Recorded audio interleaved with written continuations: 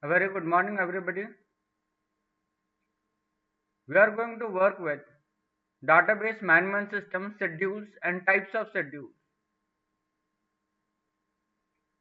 Transactions are a set of instructions, and these instructions perform operations on database.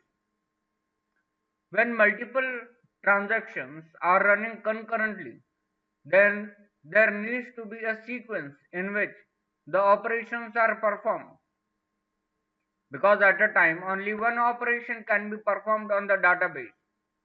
The sequence of operations is known as schedule. Now let us take an example of DBMS schedule.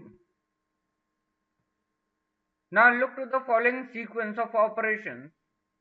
Now in this we have two transactions, T1 and T2, which are running concurrently.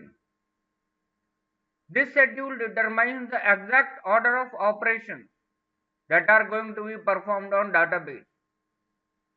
In this example, all the instructions of transaction T1 are executed before the instructions of transaction T2. However, this is not always necessary, and we can have various types of schedules which we will discuss further on. In the transaction we can see we have T1 and T2. In this we have read X, write X, read Y. Transaction 2 have operations read Y, read X, write Y. Talking about the types of schedules in database management system, we have various types of schedules in database management system. Schedule is divided into two parts, serial and non-serial. Non-serial schedules are divided into strict, cascadeless, and recoverable. Talking about the serial schedule, in serial schedule, a transaction executed completely before starting the execution of another transaction. In other words, we can say that this is in serial schedule. A transaction does not start execution until the currently running transaction finished execution. This type of execution of transaction is also known as non-interleaved execution. The example we have seen above is the serial schedule. Now let us take example of serial schedule example. R refers to the read operation and W refers to the write operation. In this example, we have transaction T2 does not start execution until the transaction T1 is finished.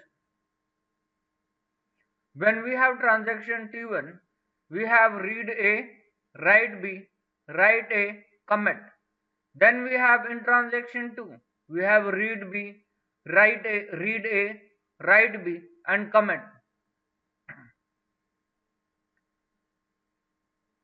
Talking about the strict schedule. In strict schedule, if the write operation of a transaction precedes a conflicting operation, that is read or write operation of another transaction, then the commit or abort operation of such transaction should also precede the conflicting operation of another transaction. Now let us take an example of strict schedule example. In this we have two transactions TA and TB. The write operation of transaction TA precedes the read or write operation of transaction TB. So the commit or abort operation of transaction TA should also precede the write or read of transaction TB. Now talking about transaction T, in this we have read X, then in transaction B we have read X, then we have in transaction A we have write X, commit, then in transaction B we have write X, read X, and commit. Now here the write operation of TA precedes the conflicting operation, that is read or write operation of TB. So the conflicting operation of TB had to wait the commit operation of transaction T. Now you can see that suppose this operation read X was there. So it will only be only be completed when the commit operation of transaction A is completed. Cascadeless schedule. In cascadeless schedule, if a transaction is going to perform read operation on a value, it has to wait until the transaction who is performing write on that value commits. Now let us have an example of this. For example, let us say we have two transactions TA and TB. TB is going to read the value of X after the write operation X of TA.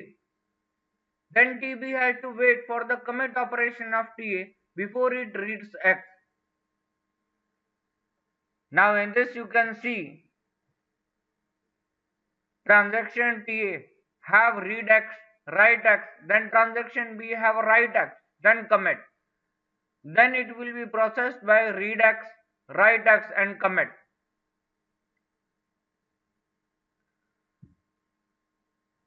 Talking about recoverable schedule.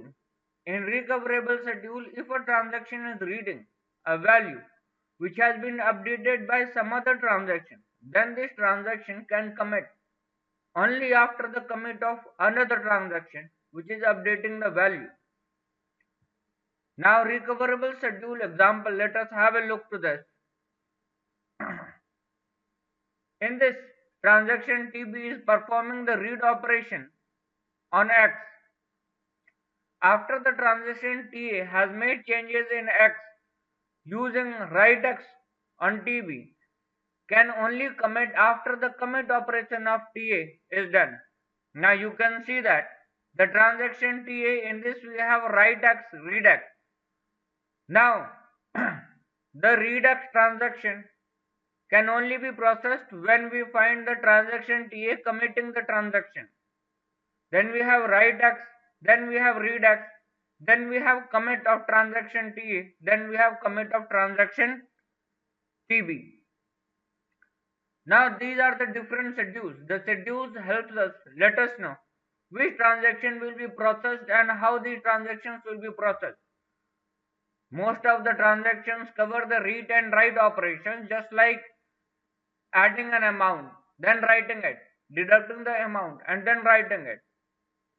So this is all about DBMS schedules. In our forthcoming chapters, we are going to work with serializability, conflict serializability, view serializability, deadlock and concurrency control.